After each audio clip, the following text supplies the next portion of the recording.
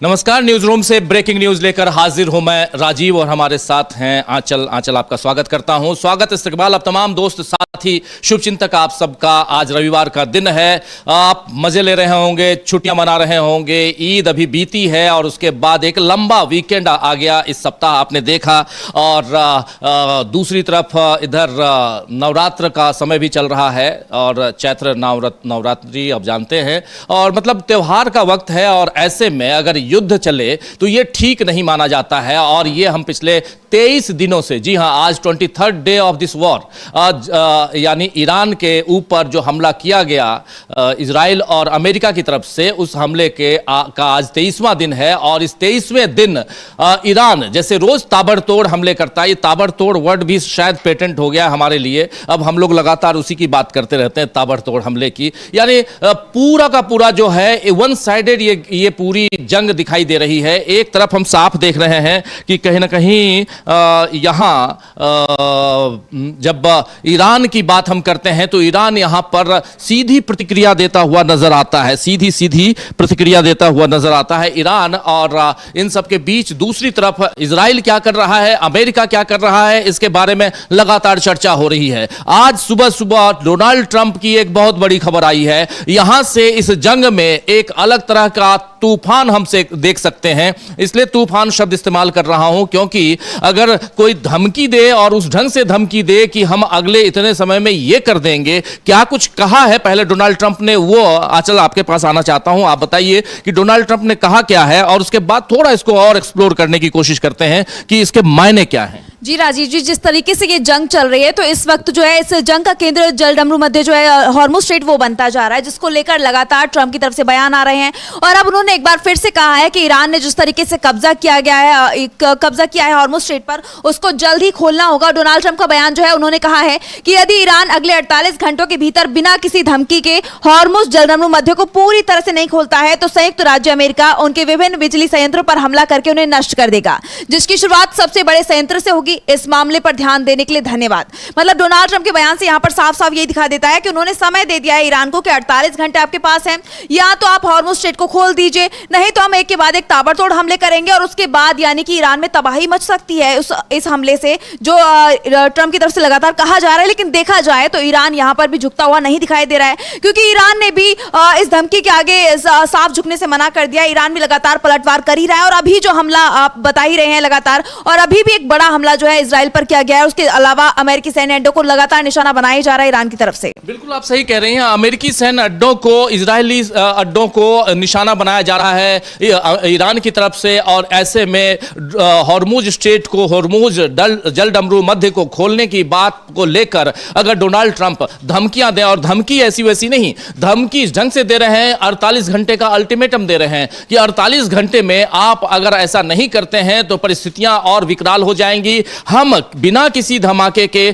Straight of Hormuz को पूरी तरह से नहीं अगर खोलता है ईरान, तो यूनाइटेड स्टेट्स ऑफ अमेरिका यानी यूएसए उनके अलग अलग पावर प्लांट पर हमला करके उन्हें तबाह कर देगा, जिसकी शुरुआत सबसे बड़े प्लांट से होगी। जिस डोनाल्ड ट्रंप ने कहा था, जिन्होंने कहा था कि ईरान के दक्षिणी फार्स, जो साउथ फार्स एनर्जी फैसिलिटी पर हमला अगर इजराइल ने किया है तो मुझे जानकारी नहीं थी और यह नहीं होना चाहिए था, इसकी मैं भर्त्सना करता हूं और इजराइल की तरफ से मैं कहता हूं कि अब वो दोबारा ऐसा नहीं करेगा। यही डोनाल्ड ट्रंप कह रहे हैं कि ईरान के सबसे बड़े पावर प्लांट से हम अपने हमले की शुरुआत करेंगे अगर वो 48 घंटे के अंदर ईरान जो है वो हॉर्मुज को नहीं खोलता है। तो यानी यहां पर पूरा का पूरा सेंट्रलाइज हम देख रहे हैं कि ये जो जंग है वो हॉर्मुज स्ट्रेट पे आके रुक गई है, ये माना जाए। जी बिल्कुल, अगर देखा जाए तो इस जंग का केंद्रीय हॉर्मुज स्ट्रेट बनता जा रहा है, क्योंकि ईरान तो लगातार इस पर कब्जा करके बैठा है और वो धमकी भी दे रहा है कि अगर यहां से किसी भी देश के जो विमान गुजरेंगे, जहाज गुजरेंगे तो उसको निशाना बनाया जाएगा। और कई ऐसी खबरें निकलकर सामने भी आई हैं और इस वक्त देखा जाए तो वो टोल भी वसूल रहा है। मतलब दादागिरी एक तरीके से ईरान की देखी जा रही है कि टोल वसूली की जा रही है, जिससे वो अपना आगे का हथियार बनाने के लिए कह सकते हैं कि उसमें उन पैसों का इस्तेमाल भी कर सकता है, जिससे वो ताकतवर देश बनता हुआ ये दिखाई भी दे रहा है इसे। क्योंकि हॉर्मुज स्ट्रेट जो है वहां से कहा जा सकता है कि 20% से ज्यादा जो तेल है सप्लाई होता है, पूरी दुनिया में सप्लाई होता है। और इस वक्त जिस तरीके से ईरान ने कब्जा किया हुआ है, उसको रोका हुआ है, उसके बाद पूरी दुनिया में इसका असर पड़ता हुआ दिखाई दे रहा है। ये पूरी जंग जो है इसकी चपेट में कई देश आते हुए दिखाई भी दे रहे हैं, जिसके बाद ईरान भी ये साफ कर चुका है कि ये जंग अभी आगे और बढ़ने वाली है। जिस तरीके से दोनों ही देशों की बात की जाए, अमेरिका भी लगातार यही दावे कर रहा है कि हम जंग जीत चुके हैं, ईरान भी कह रहा है कि हम जंग जीत चुके हैं, लेकिन जिस तरीके से अभी भी ये जंग 23वें दिन भी जारी है, उससे जो ये मंजर देखने को मिल रहा है काफी तबाही भरा देखने को मिल रहा है, और आगे ये जंग और ज्यादा बढ़ भी सकती है, इस तरीके की आशंका जताई जा रही है। बिल्कुल आप सही कह रही हैं, आगे ये जंग और बढ़ सकती है ऐसी आशंका। लेकिन इस बीच ईरान ने इजराइल की ओर फिर से कई मिसाइलें दागी हैं और ईरान ने इजराइल में तबाही मचा दी है, ऐसी खबर भी आ रही है। क्या कुछ है इसमें, ये जरूर बताने की कोशिश कीजिए कि ईरान ने इजराइल के ऊपर कल रात से अपने हमले बहुत तेज कर दिए हैं, ऐसी खबर आ रही है। जी बिल्कुल कह सकते हैं, क्योंकि ईरान ने बीती रात जो है कई मिसाइलें दागी हैं इजराइल पर, और जो इजराइल के लिए बीती रात थी वो काफी कहर बरपाने वाली थी, क्योंकि संकट देखने को मिला इजराइल के ऊपर। ईरान ने जो इजराइल का न्यूक्लियर प्लांट है डिमोना, वहां पर मिसाइलें दागी, और इसके साथ ही कहा तो यहां तक जा रहा है कि कई बैलिस्टिक मिसाइलों का भी इस्तेमाल ईरान की तरफ से किया गया है, जिससे जो तस्वीरें निकलकर सामने आ रही है काफी डरावनी है और काफी भयानक है, क्योंकि जो वहां की बिल्डिंगें हैं वो भी तहस-नहस होती हुई दिखाई दे रही है। इसके अलावा काफी नुकसान जो है इजराइल का हुआ है, और जो वहां पर आवाजें भी लगातार सायरन की सुनाई दे रही हैं, जिस तरीके से ईरान हमला कर रहा है, एक के बाद एक ताबड़तोड़ हमले कर रहे हैं। और कहा जाए तो डिमोना जो है जहां पर मिसाइल दागी गई है उसे अभेद किला माना जाता था, लेकिन वहां पर ईरान पहुंच गया है, मतलब ईरान की मिसाइलें वहां तक पहुंच गई हैं, जो इजराइल के लिए बहुत बड़ा झटका इस जंग में माना जा रहा है। इसमें यह भी कहा जा रहा है कि 100 से ज्यादा लोगों की मौत हो गई है ईरान के इस हमले में, और डिमोना न्यूक्लियर प्लांट जो इजराइल का है उस पे ईरान ने जबरदस्त हमला बोला है। आपने कल देखा होगा कि खबर जो आई थी उसमें डिएगो गार्सिया पे हमला किया था, जिसमें जो ब्रिटिश और अमेरिकी बेस है, सैन्य अड्डा है हिंद महासागर में, एक छोटा सा टापू प्रायद्वीप, और उसमें वो हमला बोला था ईरान ने, और वो भी 4000 किलोमीटर की दूरी पे उसने बैलिस्टिक अपनी दागी थी, मिसाइल दागी थी। और उसके बाद पूरी दुनिया में एक तहलका मच गया कि ईरान के पास इतनी दूरी का, मध्यम रेंज मिडिल रेंज का ही, लेकिन इतनी बड़ी मिसाइल कहां से आ गई कि वहां दाग दिया। और इसके बीच अब ईरान के ऊपर, उस भी डिमोना के ऊपर हमला करना, न्यूक्लियर प्लांट के ऊपर, क्योंकि नतांज के ऊपर इसने हमला बोला था, इजराइल ने, अमेरिका ने मिलकर कल ही बोला था, जो दक्षिणी पार्ट है ईरान का, और अब इसने डिमोना के ऊपर हमला बोला है। और डिमोना के ऊपर हमला बोलने के बाद न सिर्फ यह है कि पावर प्लांट, बल्कि आसपास की जो क्षति है, उसमें जो तस्वीरें हम नहीं दिखा सकते उन तस्वीरों को, लेकिन जो तस्वीरें आ रही हैं वो भयावह है, जिसमें कहा जा रहा है कि 100 से ज्यादा लोगों की मौत हुई है। ये खबरें लगातार चल रही हैं आंचल, और इन सबके बीच ईरान का जो आईडीएफ है, इजराइल का जो आईडीएफ है, उसने सोशल मीडिया पोस्ट में लिखा है, बताया है कि डिफेंस सिस्टम खतरे को रोकने के लिए काम कर रहे हैं, जो ईरान से मिसाइलें आ रही हैं उसको रोकने के लिए काम कर रहे हैं। पिछले कुछ मिनटों में होम फ्रंट कमांड ने संबंधित इलाकों में मोबाइल फोन पर लोगों के लिए सुरक्षा निर्देश जारी किए हैं, आईडीएफ ने यह कहा है। और आईडीएफ ने कहा है कि अलर्ट मिलने पर लोगों को सुरक्षित जगहों पर जाना चाहिए और नई घोषणा होने तक वहीं रहना चाहिए। लोगों को सुरक्षित जगहों से बाहर निकलने की इजाजत तभी दी जाएगी जब इसके लिए स्पष्ट यानी साफ निर्देश होगा, यह कहा जा रहा है। और ये डिमोना जो दक्षिण में, इजराइल के दक्षिण में डिमोना है, और अरद में, डिमोना और अरद दोनों में सुबह सुबह कल रात को और आज सुबह इसने, ईरान ने मिसाइल हमला किया है। 100 से ज्यादा लोगों के मारे जाने की यहां आशंका जताई जा रही है। और इसके बाद खासकर डेड सी के मृत सागर जिसको कहते हैं, उसके पास इजराइल के अरद शहर में, अरद शहर में ईरानी मिसाइल हमले के बाद 88 लोग वहां घायल हुए हैं, 100 लोग डिमोना में घायल हुए हैं, ऐसी खबर आ रही है। जी बिल्कुल, देखा जाए तो पहले जो हमला किया गया था वो पहले इजराइल और अमेरिका ने दोनों ने मिलकर ईरान के नतांज जो न्यूक्लियर प्लांट है उस पर हमला किया था, और जिससे ईरान बहुत ज्यादा आग बबूला था, उसका गुस्सा इतना था कि उसने बहुत तेजी के साथ पलटवार किया, और अब उसने इतनी मिसाइलें दागी, और कहा जा रहा है कि वो जो मिसाइलें थी वो बैलिस्टिक मिसाइलें थी, जिसका इस्तेमाल ईरान की तरफ से किया गया, और इसमें इजराइल को निशाना बनाया गया। इजराइल में जो डिमोना न्यूक्लियर प्लांट है उसको निशाना बनाया गया, जिसमें जो जैसे ही मिसाइलें दागी गई पूरे इजराइल में सायरन बजने लगे, और जो तस्वीरें निकल के आई उसमें काफी चीजें तहस नहस दिखाई दी। और उसके बाद खबर जो आई, वो आप बता ही रहे, लगातार 100 लोग जो है वो मतलब जिनकी जान जा चुकी है, 100 की संख्या है उनकी। उसके अलावा जो 88 लोग हैं, लगभग 90 के करीब लोग घायल मिसाइल भी बताए जा रहे हैं। देखा जाए तो ये इस वक्त के लिए ईरान ने बहुत बड़ा नुकसान जो है, बहुत बड़ी चोट जो है वो इजराइल को पहुंचाई है, क्योंकि जिस तरीके से ये जंग शुरू हुई थी तो पहले ही कहा जा रहा था, ईरान ने कहा था कि अभी तो हम बस अपनी कबाड़ जो मिसाइल है उनका इस्तेमाल कर रहे हैं, वक्त आएगा जैसे ही जंग थोड़ी थोड़ी आगे बढ़ेगी उसके बाद हम अपनी ब्रह्मास्त्रों का इस्तेमाल करेंगे, अपनी लंबी दूरी की मिसाइलों को निकालेंगे अपने जखीरे से। और अब ऐसा होता हुआ दिखाई भी दे रहा है, क्योंकि जिस तरीके से ईरान एक के बाद एक हमले कर रहा है, अपने बदले ले रहा है, खामनेई की मौत का बदला ले रहा है, उसके बाद ये साफ हो रहा है कि ईरान अभी ना तो झुका है और ना ही वो झुकने वाला है। क्योंकि अभी ईरान की तरफ से एक बयान भी जारी किया गया, जिस तरीके से इजराइल पर हमला किया गया उसके बाद ईरान का बयान आया और ईरान ने साफ कहा कि ये तो अभी बस शुरुआत है। यानी देखा जाए तो ईरान ने अभी इस जंग की शुरुआत की है ईरान की तरफ से, और अभी बहुत कुछ होना इस जंग में बाकी है। अगर देखा जाए तो पिक्चर अभी बाकी है। बिल्कुल पिक्चर अभी बाकी है, लेकिन अराद शहर जिसका जिक्र मैं कर रहा था, अराद शहर में वहां के लोगों ने इनके इजराइल के जो राष्ट्रीय सुरक्षा मंत्री हैं, उनका नाम है इतामार बेन ग्वीर, इन पर हमला कर दिया वहां के लोगों ने। जब 88 से ज्यादा लगभग 100 लोग वहां पर अराद शहर में घायल हो गए और कई लोगों के मौत की खबर आई, तो यह कहा जा रहा है कि इन पर वहां के मंत्री पर, इजराइल के मंत्री पर हमला किया और उनको कहा कि आप यहां से चले जाइए, बेहतर होगा, नहीं तो हम आपको मार डालेंगे, क्योंकि आप लोगों के कारण हमारे शहर में आज ये आलम है कि यहां मौत का अंबार लगा हुआ है, मौत, लोग मर रहे हैं, घायल हो रहे हैं, हमारे ऊपर बम्बार्डिंग हो रही है, मिसाइलें दागी जा रही हैं। अराद शहर जो है वो इजराइल का दक्षिणी एरिया और समुद्र के बिल्कुल किनारे है, और वहां पर, और उसके अलावा डिमोना का आप जिक्र कर रही हैं, डिमोना है, अराद है, इन दोनों शहरों पर जो हमला हो रहा है, ये इस हमले की बात यहां पर कही जा रही है। और यहां एक अभी से देखिए, जब हम ये प्रोग्राम कर रहे हैं और अभी भी खबरें आ रही हैं कि ईरान लगातार ताबड़तोड़ हमले कर रहा है इजराइल के ऊपर, और ईरान ने आज, रोज हम लोग देख रहे हैं हर दूसरे दिन एक नया दिन आता है और ईरान और एक नई ताकत के साथ इजराइल के ऊपर या अमेरिकी सैन्य अड्डों के ऊपर हमला करता है। ये हम लोगों ने देखा है और यही यहां पर दिखाई दे रही है। आज इजराइल के ऊपर लगातार हमले हो रहे हैं और इसमें भी आईडीएफ का लगातार कहना है, जो वहां का इजरायली जो सेना है उनका कहना है कि डिफेंस फोर्स जो है, इजरायली डिफेंस फोर्स, उनका कहना है कि हम लोग कोशिश कर रहे हैं अपने लोगों को, सिविलियंस को बंकर में ले जाने की, लेकिन फिर भी, और मोबाइल पे सायरन बजाए जा रहे हैं, लेकिन फिर भी जो हमले हैं वो तेज हो रहे हैं। बहुत जगह आगजनी की खबर आ रही है, कई जगह अलग अलग विस्फोट की। अब वो तस्वीरें हम दिखा नहीं सकते, लेकिन कुछ तस्वीरें यहां पर देखिए, जरा फुल स्क्रीन ले आइए इन तस्वीरों को, इससे साफ समझ में आएगा। देखिए इन तस्वीरों को देखिए, इससे आपको साफ समझ में आएगा। ये इजराइल के डिमोना शहर की तस्वीर है और ये रात की तस्वीर जहां पर अल सुबह जहां पर हमला हुआ है ईरान की तरफ से। इन बिल्डिंग्स को देखकर आप ये समझ सकते हैं कि कैसे यहां पर बुरी तरह क्षतिग्रस्त हैं ये बिल्डिंग्स, और यहां पर ईरान ने हमला किया है।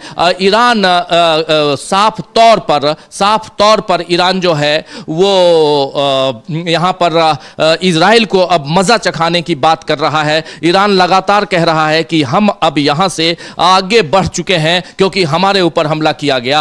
और इस बीच दो खबरें और भी आ रही हैं आंचल। पहली खबर यह कि जब इन्होंने, डोनाल्ड ट्रंप, जिसकी शुरुआत आपने की, डोनाल्ड ट्रंप ने जब 48 घंटे के समय की बात कही है, उन्होंने कहा कि 48 घंटे में आप हॉर्मुज जलडमरू मध्य यानी स्ट्रेट ऑफ हॉर्मुज को खोल दीजिए, वरना हम आपके सबसे बड़े, हम आपके ऊपर ताबड़तोड़ हमले करेंगे, उसमें भी आपकी एनर्जी फैसिलिटी पे हमला करेंगे, और पहला हमला आपके सबसे बड़े एनर्जी फैसिलिटी पे होगा। चलिए ये धमकी है, लेकिन इस धमकी के बीच जापान का बयान आया है।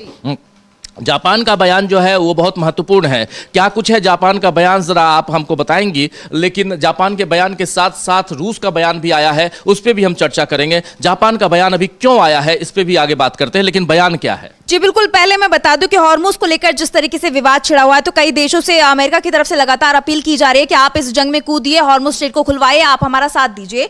तो इस बीच जिस तरीके से केंद्र बनता जा रहा है हॉर्मुज स्ट्रेट, उसके बीच में हॉर्मुज पर जापान का जो है एक संदेश आया, एक बड़ा नरम संकेत दिया है जापान ने साफ कहा है कि हॉर्मुज में लड़ने नहीं जाएगा जापान, उन्होंने साफ कह दिया है। लेकिन जंग खत्म होने के बाद रास्ता साफ करने जरूर आ सकता है। ये जापान के उस चालाक कूटनीति का हिस्सा माना जा सकता है कि जिस तरीके से ना तो वो अमेरिका को खुश कर रहा है और ना ही वो ईरान से रिश्ते बिगड़ने देना चाहता है। और यही वजह मानी जा रही है कि उन्होंने साफ कह दिया है कि हम हॉर्मुज में लड़ने नहीं जाएंगे, लेकिन अब जैसे ही ये युद्ध शांत होगा तो वहां पर जो भी चीजें होंगी उनको साफ करने के लिए हम जरूर ये यहाँ साफ कह रहे हैं, जापान कह रहा है कि हॉर्मुज में जो पानी के नीचे जो माइंस बिछाया के रखा हुआ है, ईरान ने जो माइंस बिछाया है, उस माइंस को हम साफ, हमारे पास टेक्नोलॉजी है, उसको हम क्लीन कर सकते हैं, लेकिन ये तब जब वहां सीज फायर हो। आप सीज फायर कीजिए, इस युद्ध को रोकिए, उसके बाद हम आगे करेंगे। लेकिन दूसरी तरफ आप जो तस्वीरें देख रहे हैं दोस्तों, ये तस्वीरें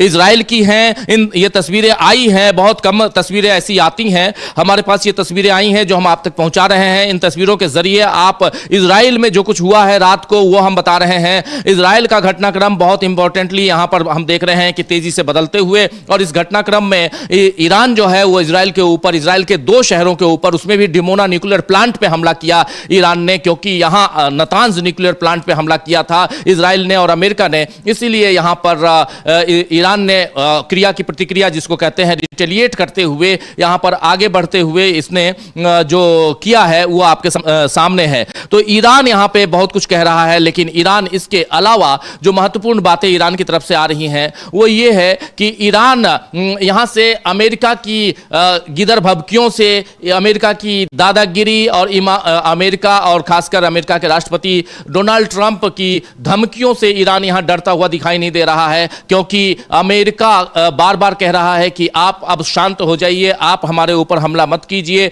आप हमारे सैन्य अड्डों पे हमला मत कीजिए, नहीं तो हम आपको देख लेंगे, आपको छोड़ेंगे नहीं। लेकिन जो तस्वीरें हैं वो कुछ और बयां कर रही हैं। इन तस्वीरों को देखिए आंचल, इससे साफ समझ में आ रहा है कि ईरान कर क्या रहा है। ईरान यहां बता रहा है कि हम कितने ताकतवर हैं, ये साफ दिखाई दे रहा है। और भी बहुत कुछ आ रही हैं खबरें। बिल्कुल, जिस तरीके से अगर पहले ही दिन से देखा जाए तो ईरान की टॉप लीडरशिप को खत्म कर दिया गया था इजराइल और अमेरिका की तरफ से, लेकिन उसके बाद भी ईरान झुका नहीं, बल्कि पूरी मजबूती के साथ इजराइल और अमेरिकी हमलों का सामना कर रहा है। लगातार जो है उसकी तरफ से पलटवार भी किया जा रहा है, जिस तरीके से अमेरिका और इजराइल उस पर हमले कर रहे हैं।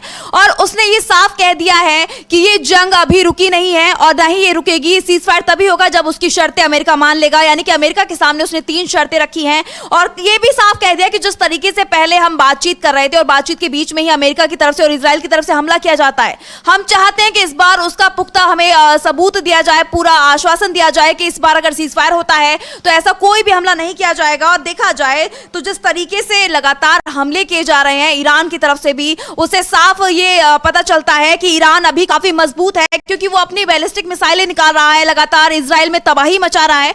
और उसका कुछ जो छोटा सबूत मान सकते हैं हम, सबूत हमें देखने को भी मिला किस तरीके से बीती रात जो है ईरान की जो मिसाइलों ने कहर बरपाया है इजराइल के ऊपर। इजराइल के 5 शहरों पर ईरान की तरफ से हमला किया गया है।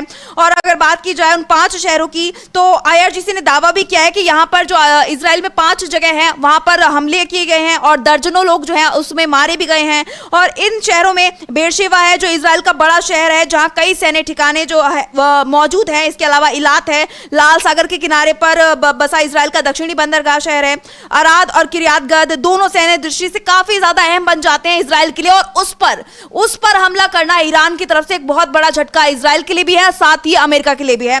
और इस बीच IRGC का भी बयान आया है, जिस तरीके से हमले किए जा रहे हैं उसको लेकर IRGC ने एक बहुत बड़ा बयान दिया। उन्होंने कहा है कि इजराइल के उत्तरी और दक्षिणी दोनों हिस्सों पर एक साथ हमला किया है। ईरान ने हमले में 3 तरह की मिसाइलों का इस्तेमाल किया गया है। फतेह ईरान की हाइपरसोनिक मिसाइल, इतनी तेज रफ्तार को रोकना बेहद मुश्किल हो जाता है इजराइल के लिए भी और अमेरिका के लिए भी। इसके साथ ही उन्होंने बोला है कि कद्र और अमाद लंबी दूरी की बैलिस्टिक मिसाइलें जो सटीक निशाना लगाती हैं, और इन मिसाइलों के साथ हमलावर ड्रोन भी दागे गए हैं। सिर्फ इजराइल नहीं, इस बार अमेरिकी सैन्य अड्डों को भी निशाना बनाया गया है। कुवैत में अली अल सलेम एयरबेस, UAE में अल मिनहाद और अल धफरा एयरबेस। यानी ईरान का संदेश बिल्कुल साफ है कि हम सिर्फ इजराइल से नहीं लड़ रहे, अमेरिका जहां भी है वो उसके निशाने पर बना हुआ है। अगर देखा जाए तो साफ साफ यहां पर ईरान ने कह दिया है कि हम सिर्फ इजराइल से नहीं लड़ेंगे, क्योंकि अमेरिका इजराइल का साथ दे रहा है इस जंग में, उसके साथ कूदा हुआ है, वो लगातार हमले कर रहा है। तो इसलिए इस बार जो निशाना है ईरान का सिर्फ इजराइल नहीं बनेगा बल्कि अमेरिका भी बनेगा। यानी कि नुकसान जो होगा वो इजराइल के साथ साथ अमेरिका का भी होगा, क्योंकि जिस तरीके से देखा जाए कई खाड़ी देश है, 8 खाड़ी देशों पर लगातार ईरान की तरफ से हमले किए जा रहे हैं। इजराइल के साथ साथ वहां पर भी हमले हो रहे हैं, क्योंकि वहां पर अमेरिका के सैन्य अड्डे बने हुए हैं उनको निशाना बनाया जा रहा है ईरान की तरफ से, और जिसमें काफी ऐसी खबरें निकल कर आती हैं सामने कि बहुत बड़ा नुकसान जो है अमेरिका का भी हुआ है। पिछले दिनों की बात की जाए तो F-15 की बात की जाए, चाहे F-35 की बात की जाए, फाइटर जेट जो भी थे अमेरिका के, उनको इजराइल ने हिट किया है, जो बहुत बड़ा झटका अमेरिका के लिए भी है, क्योंकि सिर्फ ईरान ही झटके नहीं दे रहा है बल्कि उनकी जो नीतियां हैं, उनके जो फैसले हैं, उनका भी विरोध होता हुआ दिखाई दे रहा है, जिससे वो इस जंग में बुरी तरह से फंसते हुए दिखाई दे रहे हैं। बिल्कुल आप सही कह रही हैं, बुरी तरह से फंसते हुए यहां इजराइल और अमेरिका ये दोनों दिखाई दे रहे हैं। इजराइल ताबड़तोड़ हमले कर रहा है और उसमें भी जो दो जगहों पे उसने अराद पर जो हमला किया है, खासकर डिमोना न्यूक्लियर प्लांट पे हमला किया, उसके बाद अराद के ऊपर हमला किया। अराद के ऊपर हमला करने के बाद परिस्थितियां ऐसी विकराल हो गई, बदल गई वहां पे कि वहां के ही जो राष्ट्रीय सुरक्षा मंत्री हैं उनको उस शहर से बाहर जाने के लिए वहां के लोगों ने कह दिया।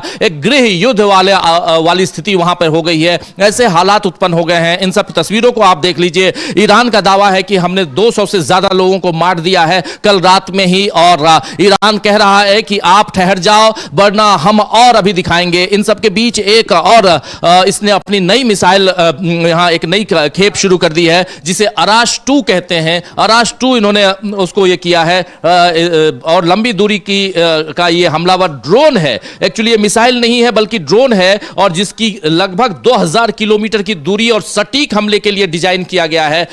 इधर ईरान लगातार अपनी तर्कश से बहुत ऐसी तस्वीरें, ऐसी मिसाइलें और ऐसी चीजें लेके आ रहा है जिसमें लगातार लग रहा है कि यहां से इस जंग में ईरान काफी आगे है। लेकिन बहुत कुछ आप लेके आए हुए हैं, क्या कुछ है आपके पास? आपका स्वागत करता हूं अविनाश, और स्वागत एक बार फिर आप तमाम साथियों जो बाद में जुड़े हैं। रविवार का दिन 12:30 बजे जग जाइए अगर सोए हैं तो, और मौसम सुहाना है उधर उत्तर भारत में, लेकिन दक्षिण भारत में गर्मी है ये भी पता है, लेकिन चुनाव भी है हिंदुस्तान में, एलपीजी की किल्लत भी है, और अगर आप गैस सिलेंडर लेकर कहीं लाइन में खड़े हैं तो आ जाइए वापस, क्योंकि अभी कुछ होने वाला नहीं है, पैसे जाएंगे जेब से और उसके अलावा कुछ नहीं होगा। ये बस मनाइए, शुक्र मनाइए कि हमारे देश के प्रधानमंत्री ने कल ईरान के राष्ट्रपति से बातचीत की है, हमारे देश के विदेश मंत्री ने ईरान के विदेश मंत्री से बातचीत की है, उनमें क्या बातचीत हुई है, उसका आगे क्या कुछ रहा है, ये सब भी हम आप तक बताएंगे। लेकिन अभी जो बात है वो बहुत महत्वपूर्ण इसलिए हो जाती है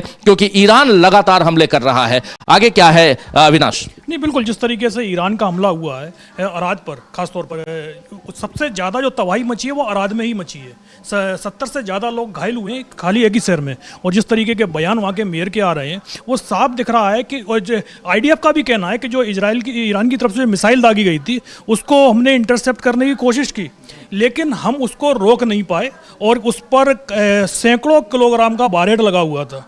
तो आप समझिएगा शुरुआत में तो वो 100 और 200 किलोग्राम का बारहेड यूज़ कर रहा था, लेकिन इस बार जब ईरान की तरफ से ही कहा गया था कि अब हम 1000 किलो का बारहेड यूज़ कर रहे हैं, और 1000 किलोग्राम के बारहेड वाली मिसाइल एक बिल्डिंग से अगर जाकर टकराती है तो आप समझिएगा कितनी भीषण तबाही मचती है।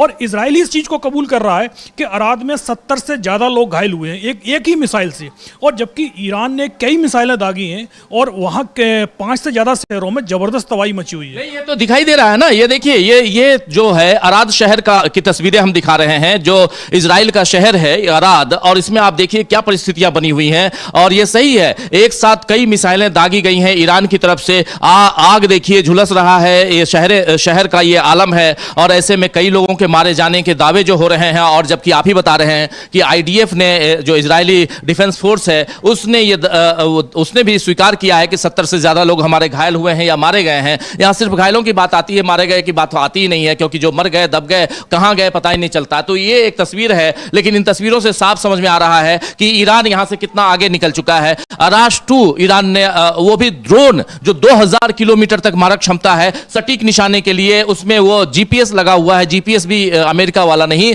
बल्कि वो चीन वाला लगा हुआ है, जिस GPS के जरिए बिल्कुल dot to dot 4K picture के साथ वो वहां पे हमला करता है। और ये तस्वीरें बता रही हैं कि इस वक्त इजराइल का क्या आलम है। इजराइल इजराइल में कहां तक पहुंच चुका है ईरान, और किस ढंग से इजराइल को बर्बादी की तरफ ले जा रहा है ईरान। यहां से जिस इजराइल ने सीरिया के कुछ हिस्से को कब्जाया, इजराइल ने लेबनान के कुछ हिस्से को कब्जाया, इजराइल ने फिलिस्तीन के कुछ हिस्से को कब्जाया, अब यह चाह रहा है कि अपना ऐसे ही वर्चस्व बढ़ाया जाए और ईरान तक पहुंच जाया जाए। ईरान का वर्चस्व, क्योंकि मिडिल ईस्ट में देखा जाए तो सबसे ज्यादा वर्चस्व अगर किसी देश का है तो वो ईरान का है। ईरान किसी के ऊपर डिपेंड नहीं है। ईरान सऊदी अरब नहीं है जो 1 रुपए की कीमत वाली चीज 10 रुपए में खरीदता हो अमेरिका से, क्योंकि वो यही करता है। वो सऊदी अरब पैसे हैं, पेट्रो डॉलर है, वो पैसे दे देकर खरीद लेता है डॉलर में। लेकिन यहां पर परिस्थितियां अविनाश थोड़ा और विकराल होती हुई दिखाई देती हैं, जबकि अराश लेके आते हो, जबकि सेजिल लेके आते हो आप, जबकि आप,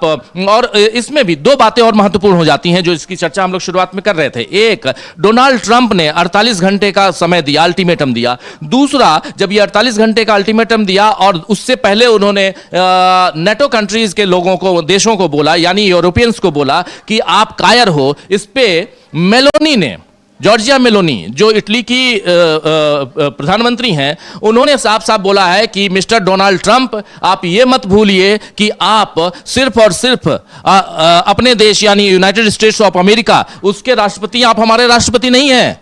आप ये मत भूलिए, आप हमारे राष्ट्रपति नहीं हैं। आप अगर सोचते हैं कि हम, ये देखिए, आपको ये समझना होगा मिस्टर डोनाल्ड ट्रंप, आपको ये समझना होगा कि आप केवल अमेरिका के राष्ट्रपति हैं, इटली, फ्रांस या जर्मनी के नहीं हैं, और इन देशों की संप्रभुता पर आपका कोई अधिकार नहीं है। साफ साफ इनकी सॉवरेनिटी पे आपका कोई अधिकार नहीं है। हॉर्मुज जलडमरू मध्य को आपने ईरानियों के साथ अपने युद्ध के कारण असुरक्षित बना दिया है, ये साफ साफ, और हम आपके साथ मिलकर उनके खिलाफ इसमें प्रवेश नहीं करेंगे। दुनिया के सामने यह आपकी जिम्मेदारी है कि आप इसे पहले की तरह तेल जहाजों के आवागमन के लिए सुरक्षित बनाएं। यह आपकी जिम्मेदारी है। इसके लिए आप चाहेंगे कि हम आपके पास आ जाएं, ऐसा नहीं होगा। यूरोप और आपके फैसलों की जिम्मेदारी, यूरोप आपके फैसलों की जिम्मेदारी नहीं लेगा, चाहे वो सही हो या गलत। और इटली इस युद्ध का हिस्सा बनने से इनकार करता है, जिससे हमें केवल नुकसान ही होगा। इस युद्ध में अगर हम जाएंगे तो सिर्फ और सिर्फ हमें नुकसान होगा।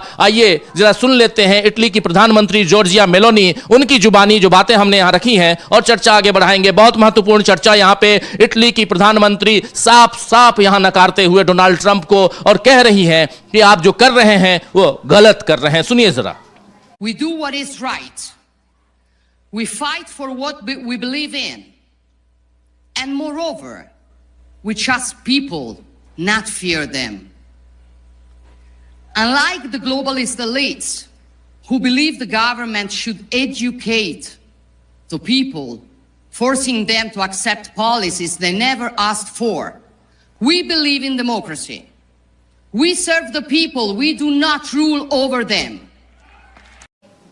तो मुस्कुराते हुए, अभी आपने देखा, मुस्कुराते हुए बहुत बड़ी बात यहां कह दी यहां पर जॉर्जिया मेलोनी, और इसलिए कहती हुई नजर आ रही हैं क्योंकि बता रही हैं कि आप कर क्या रहे हो। आप हमारे बॉस नहीं हो, आप होंगे अमेरिका के बॉस। हमारी अपनी संप्रभुता है, हम अपने आप में एक देश हैं, और वहां की मैं प्रधानमंत्री हूं, हमारी अपना संविधान हमारा है, और हम उस नियम कायदे के हिसाब से चलते हैं। हम आपके नियम कायदे के हिसाब से नहीं चलते हैं, दुनिया के अपने अलग नियम कायदे हैं, उस हिसाब से हम चलते हैं। आप चाहते हैं कि हर जगह आप शुरुआत करें और हम आपके पीछे पीछे पीछे पीछे, वो भेड़िया धसान जिसको कहते हैं कि एक भेड़ जिधर गया, जिसको इंग्लिश में शब्द कहा जाता है ग्रेगरियसनेस, यानी एक जो जा रहा है उसी तरफ सारे के सारे चले जाते हैं। ऐसे नहीं भाई, इस ढंग से नहीं होगा। यहां पर साफ साफ कहते हुए जॉर्जिया मेलोनी, बहुत बड़ी बात। जरा इस पे आपकी टिप्पणी फिर आते हैं। आंचल, आपके पास भी बहुत कुछ अलग अलग बातें, अलग अलग खबरें आपके पास भी आ रही हैं, उन सब हम साझा करेंगे अपने साथियों के बीच। लेकिन यहां पर जब आप बता रहे हैं ये जो ईरान ने जो हमले परसों से खासकर, और एक चीज केयर कीजिए अविनाश, कि जब से अली लारीजानी को मारा है इन लोगों ने, और ये जो 3 इनके प्रमुख नेताओं को मारा है इजराइल अमेरिका ने, उसके बाद से ईरान आपको कहां दिखाई दे रहा है? नहीं, बिल्कुल, क्योंकि ईरान उतना ज़्यादा हमलावर होता चला जा रहा है। शुरुआत में तो एक उम्मीद लग रही थी कि जब खामनेई का हत्या की गई, उसके बाद एक उम्मीद लग रही थी कि शायद 5-7 दिन की जंग के बाद सीज फायर हो सकता है।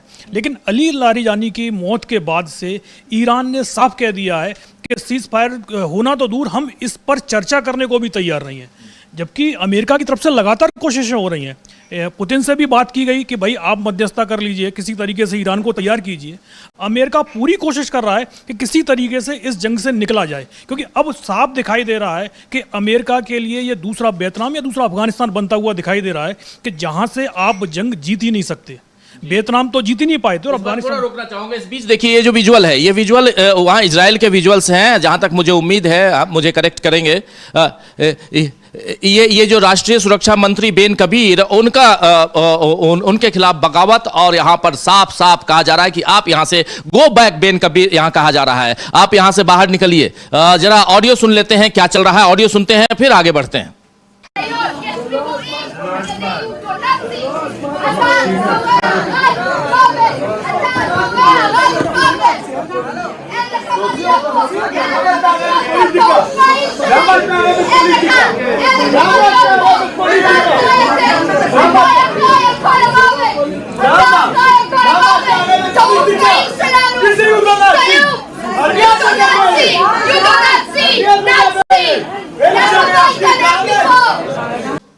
तो देख लिया आपने, यहां पे साफ दिखाई दे रहा है। हमारे दो साथी यहां मौजूद हैं न्यूज रूम से। इस कार्यक्रम को हम लेकर आ रहे हैं, रविवार का दिन है, बहुत महत्वपूर्ण दिन आज का, और छुट्टियां आप मना रहे हैं, लेकिन दुनिया में जो चल रहा है वो आप तक पहुंचाना हमारा फर्ज बनता है, कर्तव्य बनता है, वो हम आप तक पहुंचा रहे हैं दोस्तों। और इसमें ये इजराइल में अराद शहर इजराइल का, और इस शहर में जो चल रहा है, वहां की जनता, वहां के सिक्योरिटी गार्ड्स, वहां के तमाम वहीं के मिनिस्टर के खिलाफ, इजरायली मंत्री के खिलाफ, राष्ट्रीय सुरक्षा मंत्री कहलाते हैं और नेशनल सिक्योरिटी मिनिस्टर, और उनके खिलाफ यहां पर साफ साफ नारेबाजी की, गो बैक, आप यहां से बाहर जाइए। लेकिन इन सबके बीच थोड़ी सी चर्चा हम आपसे कर रहे थे, आप अपनी बात आगे बढ़ाइए, फिर आपके पास आता हूं। जॉर्जिया मेलेनी पे भी अपने को बात करना बहुत जरूरी है। आप नहीं, बिल्कुल, जिस तरीके से डोनाल्ड ट्रंप ने सबसे पहले यूरोप को धमकाया, और लेकिन यूरोप ने साफ कह दिया कि भाई ये आपकी जंग है, आप ही इसमें जंग में गए थे, और बोल के गए थे कि भाई ये कुछ घंटों का काम है।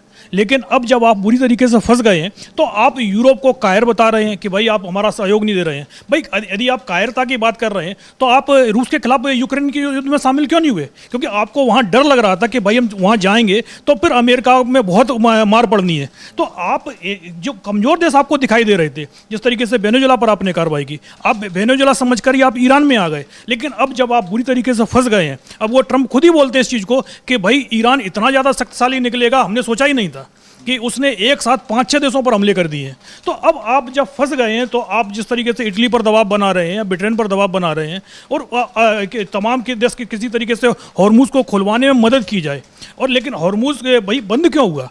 आपने जब हमला किया उसके बाद, और जिस तरीके से खरगादी पर आपने हमला किया, उसके बाद से ही ईरान के तेवर सख्त हुए हैं। और दूसरा, जिस तरीके से ईरान ने जो इजराइल के न्यूक्लियर प्लांट पर हमला किया है, और जिसको लेकर अब इजराइल की तरफ से रोना गाना शुरू हो गया है। लेकिन सबसे पहले न्यूक्लियर प्लांट पर हमले किसने शुरू किए थे? अमेरिका और इजराइल ने सबसे पहले हमले किए। पिछला जंग देखिए, पिछली जंग जो थी इनकी 12 दिनों तक चली थी पिछले साल 2025 में जून के महीने में, उसमें आपने क्या कहा था? ये हमने सब खत्म कर दिया, इनके 4 जो परमाणु रिएक्टर्स हैं उसको तहस नहस हमने कर दिया, B2B बॉम्बर मार के, और अब हम सीज फायर अपनी तरफ से आपने कह दिया। फिर आप जा रहे हैं, कह रहे हैं, अब फिर से नतांज पे आप बम्बार्डिंग कर रहे हैं। तो मतलब क्या बनता है यहाँ पे? तो वही है ना कि आप कल भी वही सपने देख रहे थे, आज भी सपने ही देख रहे हैं। नहीं, बिल्कुल। और दूसरी बात यह है कि आपने ईरान पर जो हमला किया कि भाई वो परमाणु ऊर्जा एजेंसी है, उनको जांच की इजाजत नहीं दे रहा अपने परमाणु संयंत्र की। भाई इजराइल के कौन से परमाणु संयंत्रों की वो जांच कर पा रहे हैं? जबकि ये कहा जा रहा है कि भाई इजराइल ने परमाणु बम बना लिया है, जब ईरान के पास तो परमाणु बम था भी नहीं। और खामनेई लगातार बोल रहे थे, अली खामनेई, कि भाई हमने फतवा दिया है कि हम परमाणु बम नहीं बनाएंगे, और अभी भी उनका यही कहना था कि भाई हम परमाणु बम नहीं बनाएंगे। जो 60% तक जो यूरेनियम का संवर्धन किया वो बोले उसके ऊपर हम नहीं जाएंगे। लेकिन फिर भी इजराइल के दबाव में अमेरिका ने हमला किया। तमाम जो CIA की रिपोर्टें आ रही हैं और अमेरिका की जो तमाम एजेंसियां हैं वही इस चीज़ को बोल रही हैं, ना तो ईरान परमाणु बम बना रहा था, ना ही वो अमेरिका पर हमले की कोई प्लानिंग कर रहा था। सिर्फ और सिर्फ नेतन्याहू के दबाव में अमेरिका इस जंग में शामिल हुआ है। ये जंग अमेरिका की नहीं है, बल्कि ये जंग इजराइल की जंग है, जिसमें अमेरिका एक तरीके से शामिल हो गया है। और अब जब वो फंस गया है, तो वो चाहता है दुनिया के सारे देश मिलकर ईरान को एक तरीके से उस पर हमला करें, और हॉर्मुज जो स्टेट है उसको किसी तरीके से खुलवाया जाए। क्योंकि महंगाई का जो जिस तरीके से जो कच्चे तेल की कीमतें बढ़ी हैं, उसका असर पूरी दुनिया पर पड़ रहा है। क्योंकि ऐसा नहीं कि भाई अमेरिका को कच्चे तेल से पैसे कमा रहा हो, लेकिन बाकी चीज़ों पर जो असर आया है महंगाई का, वो उसका असर अमेरिका की जनता पर भी पड़ रहा है। और उसको लेकर जो अमेरिका में जो विरोध प्रदर्शन हो रहे हैं, अब क्योंकि अमेरिका में आपको ही पता है कि इस बार जो नवंबर में चुनाव होने हैं, और चुनाव में डोनाल्ड ट्रंप को साफ दिख रहा है, एक तो जिस तरीके से अमेरिकी सैनिक वहाँ मारे जा रहे हैं, और दूसरा जैसे जैसे जो जंग लंबी चलती जाएगी, और जैसे अभी पेंटागन ने 2000 अरब डॉलर का जो बजट मांग लिया है कि भाई जंग में जो आपका बजट था वो तो पहले दिन ही जंग में ख़त्म हो गया था, और जिस तरीके से लगातार वहाँ सैनिकों का डिप्लॉयमेंट किया जा रहा है, तो अमेरिका को तमाम अपने संसाधन झोंकने पड़ रहे हैं, और उसका असर आप देखिए आने वाले समय में अमेरिका पर साफ साफ दिखाई देगा। और डोनाल्ड ट्रंप इसीलिए किसी तरीके से इस जंग से निकलने की कोशिश कर रहे हैं कि भाई यूरोप इसमें एंट्री मार ले और धीरे से अमेरिका इस जंग से बाहर निकल जाए। लेकिन ना तो यूरोप उनके झांसे में आ रहा है, और ना ही ईरान, जो कि ट्रंप चाहते हैं कि भाई किसी तरीके से किसी की मध्यस्थता में 2 दिन का भी सीज फायर हो जाए तो उसको अपनी जीत बताकर अमेरिका इस जंग से निकल जाए। लेकिन ईरान ने साफ कह दिया है कि भाई हम इस तरीके की कोई चर्चा ही नहीं करेंगे, और वही रीजन बना हुआ है कि ट्रंप एक तरीके से खींच रहे हैं उनको, जो उनका नाराजगी फूट रही है, वो उल्टा देखा जाए तो इजराइल पर ही भारी पड़ रही है। आप यदि कहते हैं कि हम आपके परमाणु संयंत्रों पर हमला करेंगे, तो ईरान उठाकर इजराइल के परमाणु संयंत्रों पर हमला कर देता है। आपने यदि उनके ऑयल रिफाइनरियों पर हमला किया तो फिर पूरी मिडिल ईस्ट की जितनी ऑयल रिफाइनरी हैं वो सुलगना शुरू हो जाती हैं। बिल्कुल आप कह रहे हैं, और इस बीच बहुत सारी खबरें आ रही है, बहुत महत्वपूर्ण खबरें आ रही हैं। एक तो मेलोनी पे आना बहुत जरूरी है, क्योंकि मेलोनी अकेली नेता नहीं है, और इटली की प्रधानमंत्री जॉर्जिया मेलोनी का जो बयान है आंचल, वो बयान काफी मायने रखता है। इस बीच रूस का बयान भी आया है, जापान का बयान आया है, क्या कुछ है जरा ये आप बताइए। और सबसे बड़ी बात कि मेलोनी इतनी ताकत के साथ जो बातें कह रही थी, वो बातें क्यों कह रही हैं, उसके पीछे क्या कारण है, ये भी जरा बताने की कोशिश कीजिए। जी बिल्कुल, जिस तरीके से मेलोनी ने साफ कह दिया है कि मेलोनी जो है, जो इटली है, वो इस जंग में नहीं कूदेगा, उसके बाद ये डोनाल्ड ट्रंप के लिए बहुत बड़ा झटका माना जा रहा है। यानी कि उन्होंने बहुत करारा जवाब ट्रंप को दे दिया है, जिसकी उम्मीद ट्रंप को नहीं थी पहले, अगर देखा जाए। और इसके अलावा यही एक सिर्फ देश नहीं है, इसके अलावा कई देश है जिनके बारे में आप बता ही रहे थे। जापान है, चीन है, और उसके अलावा रूस है। रूस ने भी जिस तरीके से अमेरिका और इजराइल ने मिलकर ईरान के जो न्यूक्लियर प्लांट है नातांज, वहां पर जो हमला किया, उसकी निंदा की थी। साफ साफ कहा था कि ये जो हमला किया गया है वो सही नहीं है, और इसके जो गंभीर परिणाम जो है वो भुगतने पड़ सकते हैं, क्योंकि अंतर्राष्ट्रीय कानून का उल्लंघन है जो अमेरिका और इजराइल दोनों ने मिलकर किया है। तो उसकी निंदा तो हो ही रही थी। इसके अलावा जो जापान है, उसने भी इस जंग में कूदने से साफ इनकार कर दिया। उसने साफ कह दिया कि हॉर्मुज स्ट्रेट पर जो जंग छिड़ी हुई है, वो जापान इस जंग में नहीं कूदेगा। इसके बाद वो तक नहीं, जब तक कि आप सीज फायर नहीं कर लेते, उसके बाद हम आपकी मदद करेंगे, वहां जाके माइंस को हटा सकते हैं। जी बिल्कुल, एक तरीके से देखा जाए तो शर्तें रख दी हैं जापान की तरफ से भी अमेरिका के सामने कि अमेरिका को सीज फायर करना ही होगा। लेकिन अमेरिकी राष्ट्रपति डोनाल्ड ट्रंप यहां पर दबाव में दिखाई भी दे रहे हैं, जिस तरीके से बयान सामने आ रहे हैं कई देशों के, चाहे वो इटली की प्रधानमंत्री की बयान की बात की जाए, चाहे वो रूस और चीन की बात की जाए, तो यहां पर कई मोर्चों पर अमेरिकी राष्ट्रपति डोनाल्ड ट्रंप घिरते हुए दिखाई दे रहे हैं। उसके साथ ही बैकफुट पर भी दिखाई दे रहे हैं, क्योंकि ये इन देशों की तरफ से लगातार दबाव बनाया जा रहा है, क्योंकि जिस तरीके से नुकसान हो रहा है अमेरिका का, उसके साथ ही कई और देशों का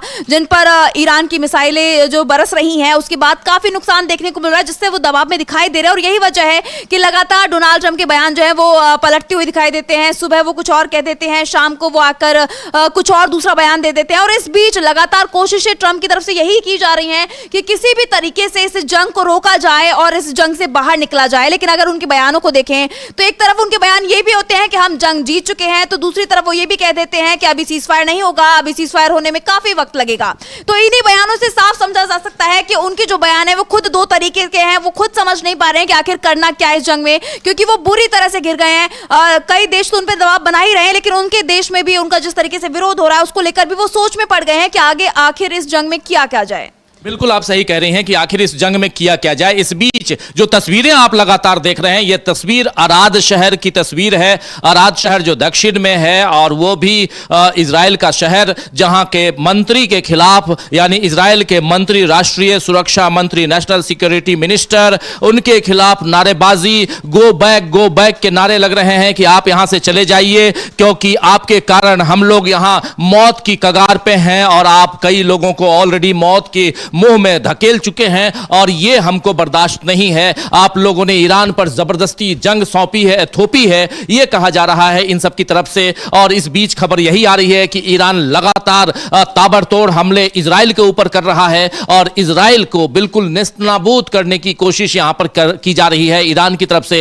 एक और बड़ी खबर यहां पर आई, एक तो रूस का अभी आप जिक्र कर भी रही थी। रूस ने साफ साफ कहा है कि दक्षिण में जो नतांज पे जो आपने कल हमला किया, यानी ईरान के नतांज न्यूक्लियर पावर प्लांट जो है, उस न्यूक्लियर प्लांट के ऊपर जो हमला आपने किया है वो हमला बिल्कुल अंतर्राष्ट्रीय कानून के खिलाफ है और यहां आप बहुत गलत कर रहे हैं और इसमें हम ईरान के साथ हैं। साफ साफ रूस ने कह दिया है कि हम ईरान के साथ हैं। यूरोप के देश साफ साफ कह रहे हैं कि हम अमेरिका आपका साथ नहीं देंगे। लेकिन तीसरी बात यहां एक और इंपॉर्टेंट आ जाती है कि अमेरिका के राष्ट्रपति डोनाल्ड ट्रंप अपने फैसले खुद ले रहे हैं, उधर इजराइल के प्रधानमंत्री बिन्यामिन नेतन्याहू अपने फैसले खुद ले रहे हैं। यानी ये जो जंग है ये ट्रायंगुलर जंग होती हुई दिखाई दे रही है, जिसमें जो पहले दो तरफ थे बाइपोलर जंग जो है ये बाइपोलर अब नहीं रह गई, क्योंकि अमेरिका अगर कह रहा है, डोनाल्ड ट्रंप अगर कह रहे हैं कि 48 घंटे का टाइम दे रहे हैं, टाइम फ्रेम कि आप होर्मुज खाली करो वरना हम आपके ऊपर बम्बार्डिंग करेंगे और ऐसी बम्बार्डिंग करेंगे जिसमें आपकी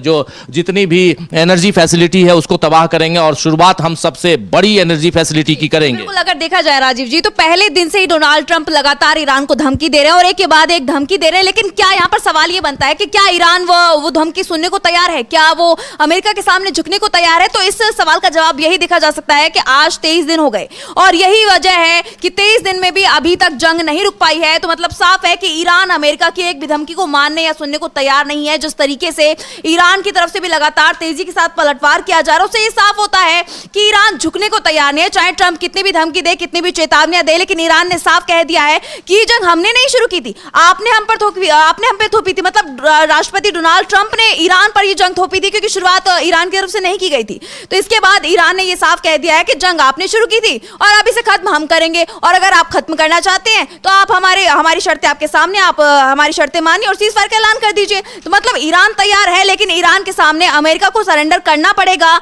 लेकिन अमेरिका यहाँ पर मतलब डर में तो है, दिखाई भी दे रहा है कि वो सरेंडर करना चाहता है, लेकिन कुछ चीजें हैं जो रोक रही हैं लगातार। अगर देखा जाए तो इजरायली पीएम ऐसा कुछ बादशाहत रोक रही है, वो जो अभी तक बादशाहत उनकी थी। कह सकते हैं कि अगर वो अपनी तरफ से ऐलान कर देते, वो भी बिना किसी ठोस समझौते के, तो यहाँ पे हो जाएगा कि अमेरिका जो सबसे शक्तिशाली देश माना जाता है उसकी किरकिरी हो जाएगी पूरे दुनिया भर में। यही वजह है कि डोनाल्ड ट्रंप पीछे नहीं हट रहे हैं, वो लगातार इस जंग में टिके हुए हैं, क्योंकि आज 23 दिन हो चुके हैं और जैसे वो लगातार ये कह रहे हैं कि हम जंग जीत गए हैं। तो जीत गए हैं तो फिर ये जंग चल क्यों रही है? क्योंकि 23 दिन तो पूरे हो गए हैं, तो 23 दिन में ही जंग रुकी क्यों नहीं अगर आप जीत गए तो? लेकिन अगर देखा जाए जिस तरीके से ईरान लगातार ताबड़तोड़ हमले कर रहा है, अमेरिकी सैन्य अड्डों पर हमले कर रहा है, इजराइल में हमले कर रहा है, उससे बहुत बड़ा नुकसान अमेरिका और इजराइल दोनों का होता हुआ दिखाई दे रहा है।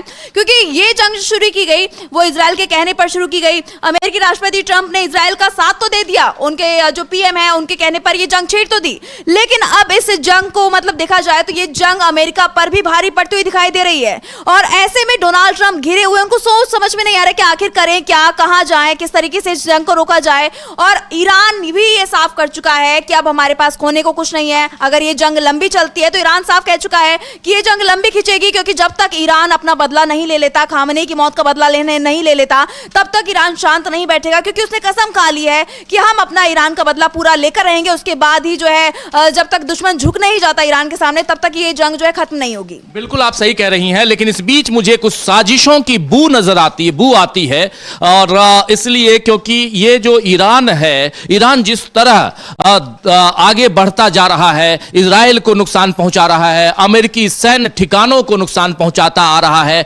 आज 23rd डे है, 23वां दिन है इस जंग का, और इस 23 दिनों में कहीं भी ईरान का एक जरा भी रत्ती भर भी यहां कमजोर नहीं दिखाई दे रहा है, पिछड़ता हुआ नहीं दिखाई दे रहा है। इसका मतलब है कि ईरान ने इस जंग की बहुत जबरदस्त कहें तो तैयारी कर रखी थी और इसीलिए इजराइल और ईरान, यहां इजराइल वर्सेस ईरान कहें या अमेरिका वर्सेस ईरान कहें, तो ये दोनों जगहों पे ये मतलब दोनों देशों से ईरान जो है वो बहुत मजबूती से फाइट करता हुआ नजर आ रहा है। आगे बढ़ेंगे, लेकिन क्या कुछ आपके पास है? नहीं, जैसे आपने बताया कि जब पिछले साल जून में जब जंग हुई थी, ईरान उसके बाद से ही इसकी तैयारी कर रहा था। ईरान के जितने भी सैन्य कमांडर थे उनका यही कहना था कि भाई जंग तो होनी है, अब वो जंग 1 साल बाद होनी है कि 6 महीने बाद होनी है, लेकिन ये जंग होनी है और जल्दी ही होनी है। तो ईरान की तरफ से तो जब जून में सीज फायर हुआ था उसके बाद से ही जंग की तैयारियां शुरू कर दी गई थी, और अमेरिका की तरफ से भी इस बात को लेकर लगातार दावे किए जा रहे थे कि ईरान तेजी से अपनी मिसाइलें और ड्रोनों का जखीरा बढ़ा रहा है। और अब देखा भी जा रहा है जिस तरीके से ईरान लगातार 23वें दिन भी उसके हमले में कोई कमी नहीं आई है, जबकि ये कहा जा रहा था कि भाई जो डोनाल्ड ट्रंप का ही दावा था जब जंग के 48 घंटे हुए थे कि हमने 100% जो ईरान की फौज है उसको 100% खत्म कर दिया, उनके लॉन्चर सिस्टम खत्म कर दिए, उनकी मिसाइलें खत्म कर दी हैं, उनकी ड्रोन फैक्ट्रियां खत्म कर दी हैं। लेकिन आज 23 दिन हो गए इस जंग को, ईरान के हमले में कोई कमी नहीं आ रही है। और जिस तरीके से पावर प्लांट को निशाना बनाने का अल्टीमेटम डोनाल्ड ट्रंप दे रहे हैं, अल्टीमेटम तो आप देखें उनके डेली सुबह के टाइम पर एक नया अल्टीमेटम आता है, दोपहर को अपने वादे से पलट जाते हैं, शाम को कुछ और बोलने लग जाते हैं। तो जो अमेरिका है, अमेरिका के डोनाल्ड ट्रंप की जो सरकार है, उनके जो अधिकारी हैं, उनको ही अपने राष्ट्रपति पर भरोसा नहीं होता है। और सबसे बड़ी बात तो ये, एक तरफ तो बोलते हैं कि हम आपके न्यूक्लियर प्लांट पर हमला करेंगे, और जब हमला हो जाता है तो वो बोलते हैं कि नहीं नहीं ये इजराइल ने हमला किया है और हमको तो बताया ही नहीं गया था इस बारे में। लेकिन जब भी आप फंसते हैं तो आप इजराइल के ऊपर वो सारे दोष रख देते हैं। अब अगर आप न्यूक्लियर जिस तरीके से पावर प्लांट पर हमले की बात कर रहे हैं, अगर ईरान के पावर प्लांट पर हमला होगा तो फिर क्या ईरान पलटवार नहीं करेगा? जब आपने जिस तरीके से भी हमला किया, आपने न्यूक्लियर फैसिलिटीज़ पर हमला किया तो ईरान ने भी पलटवार किया है, आपने उनकी ऑयल रिफाइनरी को निशाना बनाया तो सऊदी अरब तक की ऑयल रिफाइनरी को निशाना बनाया गया था। और अगर पावर प्लांट पर यदि हमला होता है तो आप मान के चलिएगा पूरा का पूरा मिडिल ईस्ट ही अंधेरे में डूब सकता है। तो ऐसे में कि क्या मिडिल ईस्ट के जो देश हैं जो इस जंग का पार्ट भी नहीं बन रहे, वो तो अमेरिका के दबाव में, क्योंकि अमेरिका के वहाँ सैन्य अड्डे हैं, इसलिए उनको मजबूरी में ईरान के हमले झेलने पड़ रहे हैं। लेकिन अगर इस जो डोनाल्ड ट्रंप बोल रहे हैं कि 48 घंटे के अंदर हम उनके जो पावर प्लांट हैं उन पर हमला करेंगे, तो इसका जो असर पड़ना है वो सऊदी पर भी दिखाई देगा, वो ओमान पर दिखाई देगा, वो यूएई पर भी दिखाई देगा। तो ऐसे में ये देश क्या अमेरिका के साथ खड़े रहेंगे? क्योंकि नुकसान उनका भी होगा। उनके तमाम, वैसे भी हॉर्मुज जब से स्टेट बंद हुआ है तब से उनका जो ऑयल प्रोडक्शन है वो पूरी तरीके से ठप पड़ा हुआ है। और दूसरा ये जो ईरान है उसने तो अब एक नया वो दाव चल दिया है, उसने साफ कहा है कि भाई हमने हॉर्मुज स्टेट को बंद नहीं किया है, सिर्फ हमने ये बोला है कि कोई भी जहाज निकलेगा वो हमारी परमिशन से निकलेगा, आप हमारे पास में आइए, चाहे वो यूरोप के देश हों, चाहे नाटो कंट्रियाँ हों, या फिर अमेरिका के कोई दोस्त हों, जैसे जापान हुआ, दक्षिण कोरिया हुआ। बोले अगर ये लोग हमारे पास आते हैं मदद मांगने के लिए तो इनके जहाज़ों को भी हम निकलने देंगे, लेकिन बिना हमारी परमिशन के यहाँ से कोई भी जहाज निकल के नहीं जाएगा। और यही कारण है कि ये जो डोनाल्ड ट्रंप है वो चाहे नाटो कंट्रियाँ हों या अपने दूसरे सहयोगी देश हों, उनसे लगातार बोल रहे हैं कि भाई आप लोग हरमुज आइए, अपनी सेना को लेकर आइए और इसको खुलवाइए। तो उनका कहना है भाई ईरान ने ये बंद नहीं किया है, बंद किया है अमेरिका ने। यदि अमेरिका हमला नहीं करता तो फिर ईरान को इसको बंद करने की जरूरत ही नहीं पड़ती। अब पूरा का पूरा जो डोनाल्ड ट्रंप पर ही दबाव बना हुआ है, और जिस तरीके से, क्योंकि वो भड़बड़ा रहे हैं किसी तरीके से जंग से निकल आए, और इसीलिए इस तरीके के वो दावे कर रहे हैं कि भाई हम उनकी न्यूक्लियर फैसिलिटीज पर हमला करेंगे या पावर प्लांट पर हमला करेंगे कि किसी तरीके से ईरान बातचीत को तैयार हो जाए। लेकिन ईरान ने साफ कह दिया है कि भाई हम किसी तरीके की कोई बातचीत, खासतौर पर सीज फायर को लेकर अगर हो रही होगी तो हम कोई बातचीत नहीं करेंगे, लेकिन अगर किसी को अपना जहाज निकालना हॉर्मुज स्टेट से तो वो हमारे पास आए, और अगर वो अमेरिका की मदद नहीं कर रहा है तो हम उसके जहाज को निकलने की परमिशन देंगे। लेकिन अगर जंग में अमेरिका के साथ कोई देश खड़ा हुआ है तो फिर कोई भी हो उसका जहाज हॉर्मुज स्टेट से नहीं निकलेगा। तो इसी को लेकर अब जो 48 घंटे का आप अल्टीमेटम है, उसके बाद भी आप देखेंगे कि डोनाल्ड ट्रंप कुछ भी नहीं करेंगे, वो एक नया अल्टीमेटम लेकर चले आएंगे कि भाई अगर ऐसा नहीं किया तो हम ऐसा कर देंगे, क्योंकि वो पूरी तरीके से दबाव में दिखाई दे रहे हैं और उनको खुद भी नहीं पता कि भाई वो बोल क्या रहे हैं। बिल्कुल आप सही कह रहे हैं कि उनको खुद नहीं पता कि आखिर बोल क्या रहे हैं। डोनाल्ड ट्रंप की बातें यहां पर आज कुछ और होती हैं, कल कुछ और होती हैं, इस बारे में हम लगातार चर्चा करते रहे हैं। डोनाल्ड ट्रंप हैं, अपने हिसाब से बोलते हैं, लेकिन इधर ईरान जो है वो प्रतिक्रिया स्वरूप जो बातें कर रहा है, जिस ढंग से यहां पर बम्बार्डिंग कर रहा है, मिसाइलें दाग रहा है, और खासकर अमेरिकी सैन्य अड्डों पे और इजराइल के ऊपर उनकी तस्वीरें आप देख सकते हैं। लगातार हम दिखा रहे हैं अपने दूसरे विंडो में स्क्रीन पे ही, जिसमें साफ साफ आप देख रहे हैं कि इजराइल के एक मिनिस्टर मिनिस्टर को वहां के लोगों ने घेर लिया, अराद शहर के लोगों ने घेर लिया और कहा कि आप यहां से जाइए, गो बैक के नारे लगाए और यहां से जाइए क्योंकि यहां पर आप हमारे साथ जो कर रहे हैं। इस बीच दो खबरें बहुत इंपॉर्टेंट आई हैं। एक खबर जो है वो ये देखिए, जो resorting to force will not solve the problem and ये Chinese foreign minister Wang Yi का बयान है, लेकिन चाइना से और भी एक बड़ा बयान सामने आया है, इस पे भी चर्चा करेंगे। इस बीच ईरान से भी एक बड़ा बयान है। ईरान के पुलिस प्रमुख ब्रिगेडियर जनरल अहमद रजा रादान ने